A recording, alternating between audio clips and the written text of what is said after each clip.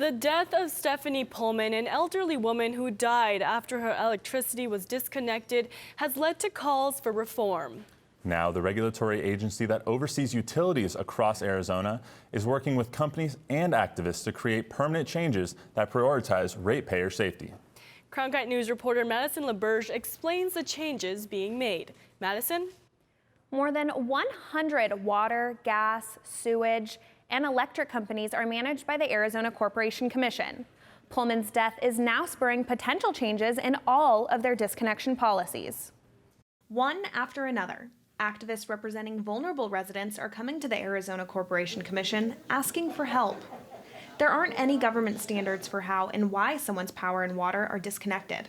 This is a matter of life and death, and we think that the commission needs to make, some bold action in its permanent rules. Barry McCain represents disabled military veterans. He says that they come back from war and can't pay their bills. We can go about this all we want. The one thing we're asking of this commission is empathy.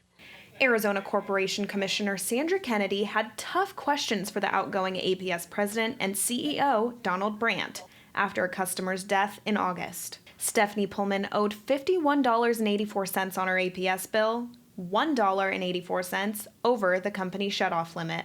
You also said that, quote, you're not in the business of disconnections, but after the 2017 rate increase, your disconnects went up. They more than doubled. So, Mr. Brandt, how many customer deaths have occurred during your tenure? Now the AZCC is rolling out a series of workshops to set standards for more than 100 utility companies it regulates. One change that the commission is considering is creating a heat limit for disconnection, similar to one they have for colder temperatures. The commission suggested that shutoffs for non-payment should be stopped when the high temps reach 95 degrees. APS suggested 105 degrees should be the threshold. 105 is unacceptable for Arizona, and we can't use other states as our point of information. Arizona stands alone. Kennedy also says there should be a summer moratorium on disconnections. Also being considered is how many times a company should contact a ratepayer before they shut off their utilities. We would like to see a safety visit when someone's power is going to be terminated. We think the utility should knock on the door and make sure it won't endanger their safety. But proposed reforms are complicated. We just need to make sure that we're really cognizant of the requirements that we're pushing down to these small companies, because there's just not a lot of ability to deal with some of the requirements that we're looking at. John B. Kaufman of AARP says the commission should move as quickly as possible. That are really health and safety related.